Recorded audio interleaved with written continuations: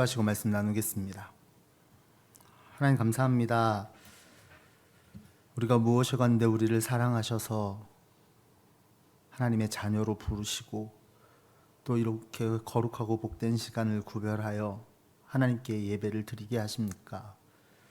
그 은총을 날마다 잊지 않고 기억하는 우리들 되게 하여 주옵소서. 함께 말씀을 나눕니다. 전하는 자나 듣는 자나 동일한 은총 안에 있게 하여 주옵시고 듣고 깨달아 삶으로 살아내는 성숙한 그리스도인 되게 하여 주옵소서. 이 시간 주님께서 함께 하심을 믿고 감사드리며 우리 주 예수 그리스도의 이름으로 기도하옵나이다. 아멘. 짧은 질문을 나누며 설교를 시작해 보려고 합니다. 여러분, 우리는 거룩하게 될 수 있을까요? 혹 될 수 있다면 어떻게 될 수 있을까요?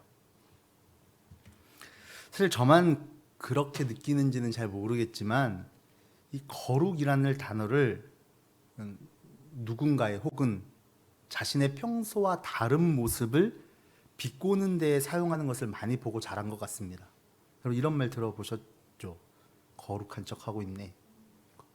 혹은 야, 거룩한 분위기 만들지 마.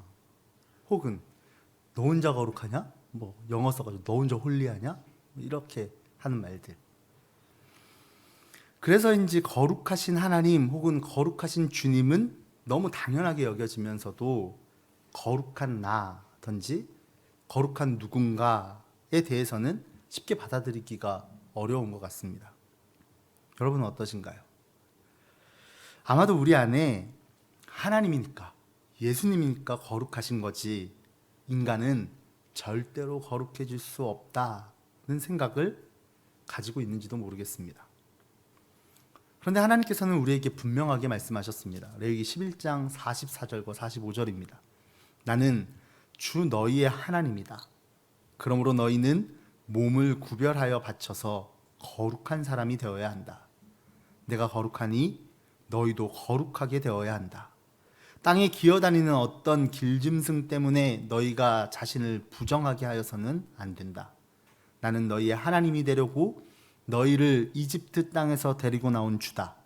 내가 거룩하니 너희도 거룩하게 되어야 한다.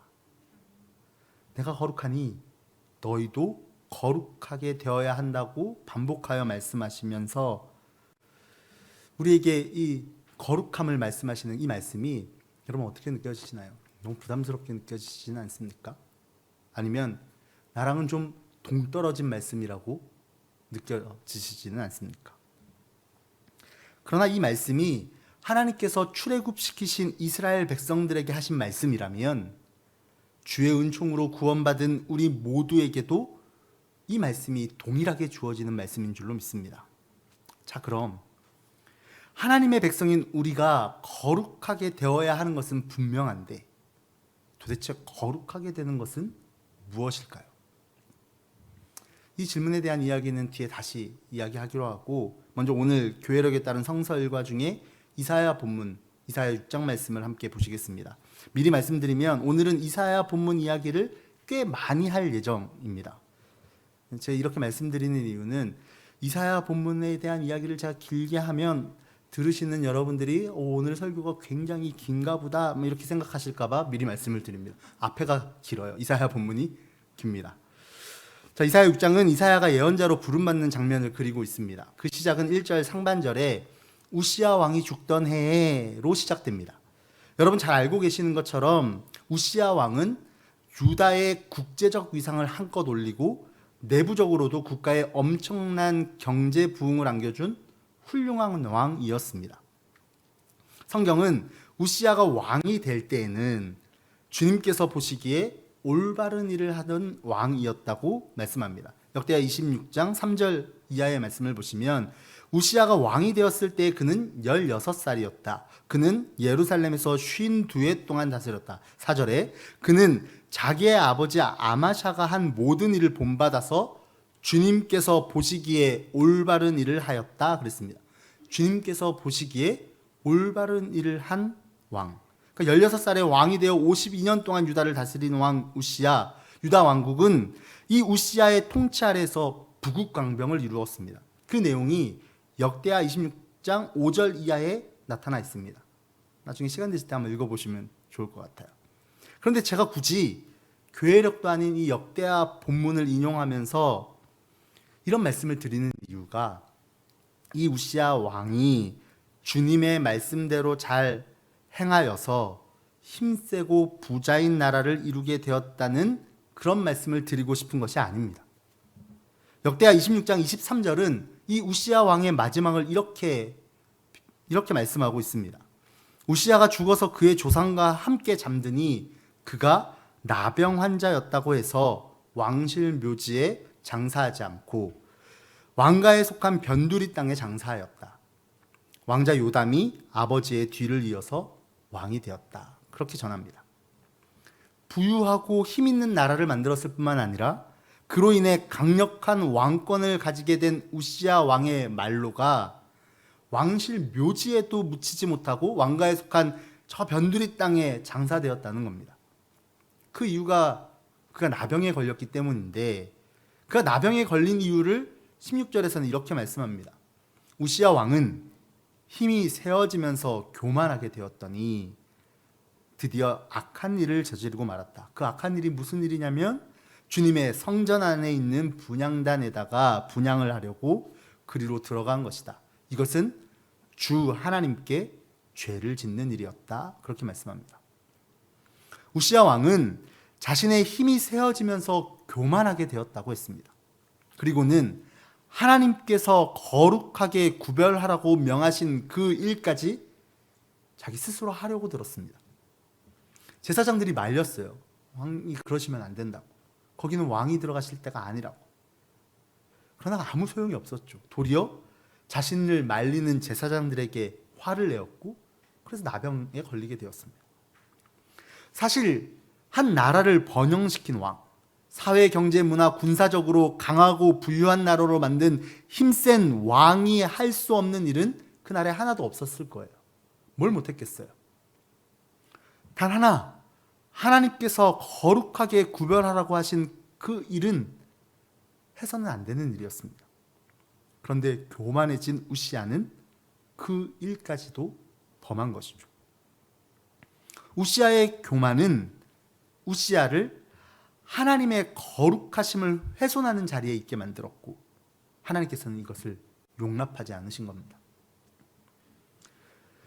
이 말씀을 보시면 창세기의 선악과 선과학을 알게 하는 나무를 내 열매를 따먹은 아담과 하와가 떠오르지 않으십니까? 이사야 6장의 시작은 나라를 힘이 세고 부유하게 만든 왕 우시야가 죽던 해에 하나님께서 이사야에게 환상을 통해 자신을 드러내 보이시며 이사야를 부르시는 말씀으로 시작하는 거예요. 사실 우시야 왕의 죽음은 유다의 모든 백성에게 불안과 두려움을 가져다 주었을 겁니다. 자신들에게 부유함과 평안함을 가져다 주었던 왕의 죽음은 아마도 그것을 누리고 있는 이 백성들에게 혹시나 그것을 빼앗길까봐, 그것을 잃어버릴까봐 두려워하는 마음을 가져다 주었을 거예요. 그도 그런 것이 요즘 우리는 왕도 아니라 그저 대통령 하나 바꾸려고 대선 국면에 이렇게 접어들었는데 온 나라가 술렁이잖아요. 누가 대통령이 돼야 되냐. 우시야 왕이 죽었을 때 가져온 혼란은 이것보다 훨씬 더했겠죠. 이 혼란의 시기에 하나님께서 환상을 통해 이사야에게 나타나신 거예요. 그리고 이사야를 부르십니다. 지난주 담임 목사님께서 주셨던 설교의 제목대로 주님의 나타나심과 주님의 부르심이 있었습니다. 그런데 이 주님의 나타나심의 모습이 왕의 모습이었습니다. 제가 1부 때는 말씀 안 드렸는데 이 옷자락이 성전에 쭉 길게 늘어졌다 이렇게 말씀하잖아요. 이 옷자락의 길이가 그 당시에는 신분을 드러내는 장치였다 그래요. 옷자락이 성전에 꽉 찼다는 게 얼마나 높으신 왕인지를 드러내는 상징과도 같았다는 거예요. 그러니까 우시야 왕이 죽던 해에 하나님께서는 진짜 왕의 모습으로 자신을 드러내시며 우리 삶을 다스리시는 진짜 왕이 누구인지 그 혼란의 시기를 살고 있는 이사야에게, 그리고 그 백성들에게 그리고 오늘 주연절기를 살아가며 주님의 말씀을 듣고 있는 우리에게 다시 한번 일깨우고 계시는 거예요. 어쩌면 유다 백성들의 문제는 우시아 왕의 문제와 같았을지도 모릅니다. 눈이 멀고 귀가 멀고 마음이 닫혀 교만해진 유다 백성은 그들의 참 왕이신 하나님을 보지 못하고 하나님의 말씀을 듣지 못하고 마음으로 하나님을 섬기지 못했습니다.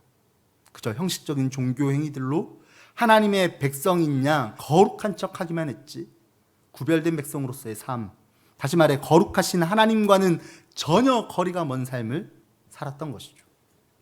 그래서 이사야 1장 15절 이하에서 하나님께서는 이렇게 말씀합니다. 너희가 팔을 벌리고 기도한다 하더라도 나는 거들떠보지도 않겠다.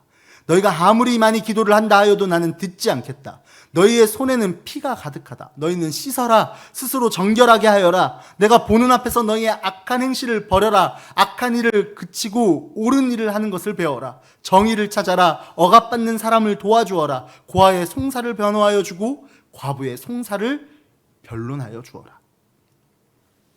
앞에서도 말씀드렸지만 이사야에게 나타나시고 이사야를 부르신 하나님, 그리고 오늘 우리에게 오셔서 우리를 부르시는 하나님께서는 거룩하신 하나님이십니다. 거룩하신 하나님, 거룩하신 왕이세요. 그래서 오늘 본문 3절에 스랍들이 이 왕의 나타나심을 향해 큰 소리로 노래 부르며 화답하죠. 거룩하시다, 거룩하시다, 거룩하시다. 만군의 주님, 온 땅에 그의 영광이 가득하다. 거룩하신 하나님 앞에선 인간은 자신의 죄인됨을 발견하게 됩니다. 자신의 거룩하지 못함을 보게 되고 듣게 되고 깨닫게 됩니다. 그래서 고통스러워요. 그래서 그것이 재앙으로 느껴집니다. 이사야가 그렇게 부르짖죠. 5절입니다. 나는 부르짖었다. 재앙이 나에게 닥치겠구나. 이제 나는 죽게 되었구나. 나는 입술이 부정한 사람인데 입술이 부정한 백성 가운데 살고 있으면서 왕이신 만군의 주님을 만나 뵙다니. 거룩하신 하나님 앞에 죄인된 자신의 모습을 발견한 이사야와 주님의 성전에 함부로 들어가서 분향단에 분향하려고 들어서는 교만한 우시아 왕, 그리고 하나님의 말씀을 들으면서도 그것을 깨닫지 못하고 자기 마음대로 살아가는 유다 백성들의 모습들이 너무 대조적으로 보이지 않습니까? 주님의 부르심은 능력이 있고 힘 있는 자들에게 주어지는 것이 아닙니다. 우리가 잘 아는 것처럼 우리를 향하신 주님의 부르심은 전적으로 주님의 은총입니다. 우리가 힘이 세서, 우리가 능력이 많아서, 우리가 똑똑해서 주님이 우리를 부르시는 것이 아니죠. 그저 주님의 은총입니다. 그런데 이 은총은 모든 사람에게 주어지지만 아무나 누릴 수 있는 은총은 아닙니다. 이 은총은 거룩하신 주님 앞에서 자신의 죄인됨, 자신의 연약함과 자격 없음을 처절하게 깨달아 오직 거룩하신 주님과 함께 사는 길만이 생명의 길임을 깨달아 아는 사람들, 그래서 자신의 삶의 자리를 돌이키는 자들에게만, 자신의 길을 돌이켜 회개하는 자들에게만 은총으로 주어지는 것입니다. 그리고 이 은총의 자리에서 우리는 주님의 부르심의 음성을 듣게 되고 그 부르심에 순종하는 사명자의 삶을 살게 되는 줄로 믿습니다. 이사야 6장 8절에 이렇게 말씀합니다. 그때 나는 주님께서 말씀하시는 음성을 들었다. 내가 누구를 보낼까? 누가 우리를 대신하여 갈 것인가? 이 주님의 부르심에 이사야가 이렇게 대답하죠. 내가 아뢰었다. 제가 여기에 있습니다. 저를 보내어 주십시오. 제가 여기에 있습니다. 저를 보내어 주십시오. 이 부르심에 응답하는 이사야의 모습. 이쯤에서 설교 서두에 나누었던 질문에 대해 다시 한번 생각해 보면 좋겠습니다. 사랑하는 여러분 거룩하게 될 수 있습니까? 그렇다면 거룩하게 된다는 것이 무엇일까요? 거룩이 뭐길래? 그럼 거룩의 사전적인 의미는 뜻이 매우 높고 위대하다로 정의하고 있습니다. 이런 사전적 정의 때문에 거룩이라는 말이 겸손을 미덕으로 여기는 우리나라에서는 진짜 높으시고 위대하신 하나님께만 쓰일 수 있는 단어라고 여겨지는 것도 같습니다. 그러나 거룩의 히브리어 원어는 명사로 쓰였을 때는 코데시, 형용사로 쓰였을 때는 카도슈인데 이 단어의 어원적인 의미가 분리, 다름을 의미합니다. 그러니까 따로 떼어놓아 다른 것과 다른 특별한 것을 가리킬 때 사용하는 단어. 우리가 쉽게 구별됨으로 쓰이는 것이죠. 세상의 다른 신들과는 전혀 다른 거룩하신 하나님을 믿는 거룩한 백성인 우리는 다른 삶을 통해, 다시 말해 거룩한 주님과 함께 동행함으로 거룩한 백성으로서의 삶을 사는 것입니다. 그래서 주님은 내가 거룩하니 너희도 거룩하게 되어야 한다고 말씀하시고, 그와 같은 맥락으로 누구든지 나를 따라오려거든 자기를 부인하고 자기 십자가를 지고 나를 따를 것이니라 고 말씀하시는 겁니다. 오늘 복음서 본문을 보시면 되게 재미있는 장면이 나오죠. 시몬 베드로를 포함한 어부들에게는 굉장히 짜증나는 일이 벌어집니다. 고기를 한 마리도 못 잡고 돌아와서 배를 못에다가 대놓고 막 그물을 씻고 있는데 예수라는 어떤 양반이 오더니 남의 배에 올라타는 거예요. 그리고는 하나님의 복음, 하나님 나라의 이야기를 백성들에게 했겠죠. 그런데 아마도 베드로가 그물을 씻으면서 들을 때에도 전에 들었던 하나님의 말씀과 다른 말씀으로 들렸던 것 같습니다. 그러니까 게네사렛 호수에서 그물질로 먹고 사는 그 베드로에게 예수님이 깊은 데다 그물을 던져라 그렇게 말씀하시는 것에 예, 주님의 말씀에 의지하여 제가 그물을 던지겠습니다 하지 않았겠어요? 그런데 예수님께서 시키시는 대로 그 깊은 곳에 그물을 내렸더니 그가 게네사렛에서는 한 번도 경험하지 못했던 전혀 다른 일이 벌어집니다. 배가 가라앉을 만큼 가득 차도록 물고기가 잡힌 거죠. 그렇게 해서는 물고기가 잡힐 수 있는 게 아닌데 그랬으면 잡았겠죠. 자, 여러분이라면 어떻게 하시겠습니까? 8절에서는 베드로가 이렇게 이야기합니다. 주님, 나에게서 떠나 주십시오. 나는 죄인입니다. 예수님께서 찍어주신 포인트에 그물을 내려서 소위 대박이 났습니다. 그럼 이제 예수님과 함께 열심히 고기 잡아서 배 사고 집 사고 부자 돼서 출세할 일만 남은 거잖아요. 주님께서 던지라는데 던졌더니 저에게 이런 큰 은혜가 임했습니다. 이러면 되는 거잖아요. 그런데 베드로는 오히려 예수님께 자신을 떠나달라고 부탁합니다. 왜일까요?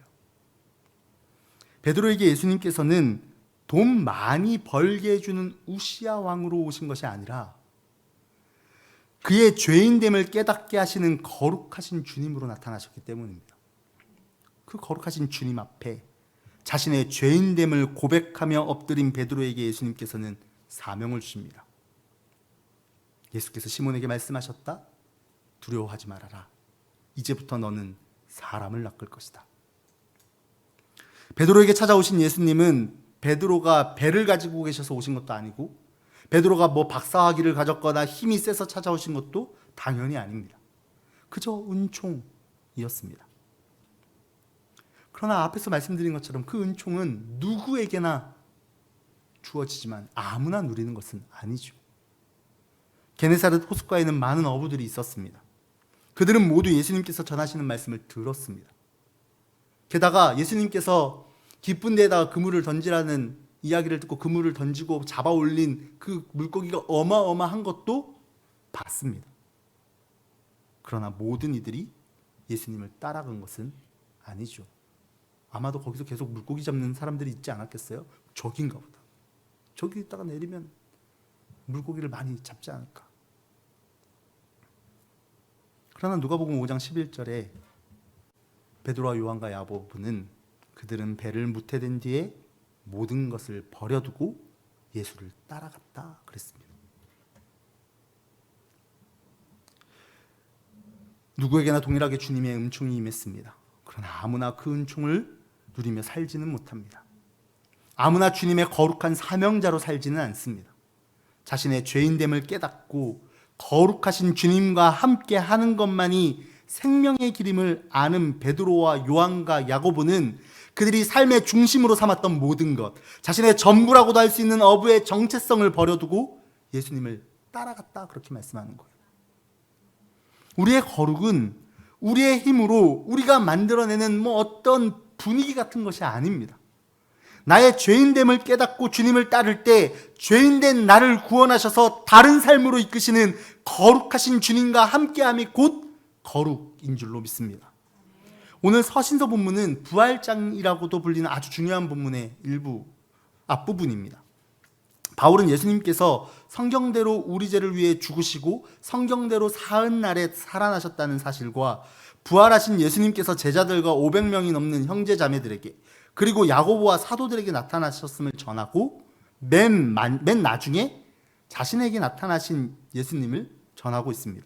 바울은 이렇게 고백하죠. 8절에 그런데 맨 나중에 달이 차지 못하여 난 자와 같은 나에게도 나타나셨습니다. 부활하신 예수님을 만난 바울은 자신이 얼마나 작은 자인지, 자신이 얼마나 부족한 자인지 깨달았습니다. 그래서 9절에 이어서 이렇게 고백합니다. 나는 사도들 가운데서 가장 작은 사도입니다. 나는 사도라고 불릴 만한 자격도 없습니다. 그것은 내가 하나님의 교회를 박해했기 때문입니다. 원래 바울의 인생은 어떤 인생이었습니까? 그가 이단이라고 믿고 있는 교주 예수를 믿는 이들을 자신의 손으로 없애버리는 것이 아마도 거룩을 지키는 일이라고 여겼을지도 모릅니다. 그러나 그 바울이 부활하신 주님을 만난 후 자신이 추구하던 삶의 모든 것을 버립니다. 이제 주님의 교회를 박해하는 데 자신의 삶 전부를 걸었던 바울은 주님의 은총 안에서 주님의 복음을 전하는 일에 자신의 삶 전부를 겁니다. 그래서 본문 10절에 이렇게 고백하죠. 그러나 나는 하나님의 은혜로 오늘의 내가 되었습니다. 나에게 베풀어 주신 하나님의 은혜는 헛되지 않았습니다. 나는 사도들 가운데 어느 누구보다도 더 열심히 일하였습니다. 그러나 이렇게 한 것은 내가 아니라 나와 함께 하신 하나님의 은혜입니다. 바울은 자신의 삶 가운데 함께 하시는 하나님의 은총을 누리는 사람이었습니다. 그 은혜는, 그 은총은 전보다 나은 집을 갖게 되고 전보다 나은 직업을 갖게 되고 전보다 나은 삶의 조건을 가지게 되는 것을 의미하는 것이 아닙니다. 예수님으로 인해서 뭔가를 얻게 된 것을 은총이라고 말하지 않습니다. 은총은 그런 값싼 조건들만을 이야기하는 것이 아니에요. 아무것도 아닌 나를, 죄인인 나를 부르셔서 거룩한 주님과 함께 동행함으로 거룩한 삶을 살게 하시는 그것이 바로 하나님의 은총인 줄로 믿습니다. 우리도 바울과 같이 그렇게 고백할 수 있으면 좋겠습니다. 그러나 이렇게 한 것은 내가 한 것이 아니라 나와 함께 하신 하나님의 은총입니다. 나와 함께 하신 하나님의 은혜. 이 은혜를 고백하는 저와 여러분이 되시기를 주님의 이름으로 축복합니다. 그분의 은혜로 그분의 부르심을 따라 그분과 함께 그분의 거룩하심을 오늘 우리의 삶 가운데에서 이루어갈 때 거룩은 분명 우리의 삶의 능력이 됩니다. 사망을 죽이시고 부활하신 거룩하신 주님께서 우리와 함께 하시기 때문입니다. 그래서 우리는 어떠한 상황 가운데에서라도 그것이 고난의 삶의 자리일지라도 시편 기자와 같이 고백할 수 있습니다. 내가 고난의 길 한복판을 걷는다고 하여도 주님께서 나에게 새 힘 주시고 손을 내미셔서 내 원수들의 분노를 가라앉혀 주시며 주님의 오른손으로 나를 구원하여 주십니다. 고난의 길 한복판을 걷는다고 하여도 거룩하신 주님과 함께하기에 나는 두려워하지 않는다 하는 거예요. 여러분, 너나 할 것 없이 다 그렇게 산다 할지라도 우리는 다른 삶 살기를 원합니다. 우리는 다른 삶 살아가는 주의 거룩한 백성이기를 원합니다. 그럼 어떻게 그렇게 살 수 있을까요? 바울의 고백처럼 하나님의 은총으로 죄인된 나를 부르셔서 사명을 맡기신 그분의 은총을 경험한 자는 최선을 다해 그분의 카도시, 그분의 거룩을, 그분의 체득, 그분의 공의와 정의를 나의 삶 가운데 이루어가는 삶을 살아가기 때문입니다. 왜입니까? 거룩하신 주님과 함께 사는 것이 그의 인생의 가장 큰 기쁨이고 은총임을 깨달았기 때문입니다. 물론 때때로 흔들리고, 그래서 매일 마음을 다잡고 결단하지 않으면 넘어질 때가 있습니다. 우리 눈에 보이는 거, 우리 귀에 들리는 거, 우리의 마음을 흔드는 것들 때문에 주님을 보지 못하고, 주님의 말씀을 듣지 못하고, 주님의 마음을 깨닫지 못할 때가 있죠. 그래서 우리는 매일 결단하며 행동해야 합니다. 매일 훈련하고 연습해야 합니다. 우리 새해 들어서 계속 다짐하고 있는 것 있잖아요. 주님께서 기뻐하시는 일은 하나라도 더 하고, 주님께서 기뻐하시지 않는 일, 주님께서 원하시지 않는 일은 하나라도 덜 하는 것 말입니다. 세상은 우리에게 조롱할지도 몰라요. 멍청하게 그렇게 살면 망해. 그렇게 살면 죽어. 그렇게 해서 어떻게 살아? 그렇게 비난하는 소리가 들릴 때, 죽음을 죽이시고 부활하신 예수님께서 나와 함께하고 계심을 믿는 믿음으로 오늘 우리의 삶 가운데 거룩을 이루며 살아가는 저와 여러분 다 되시기를 주님의 이름으로 축복합니다. 기도하겠습니다.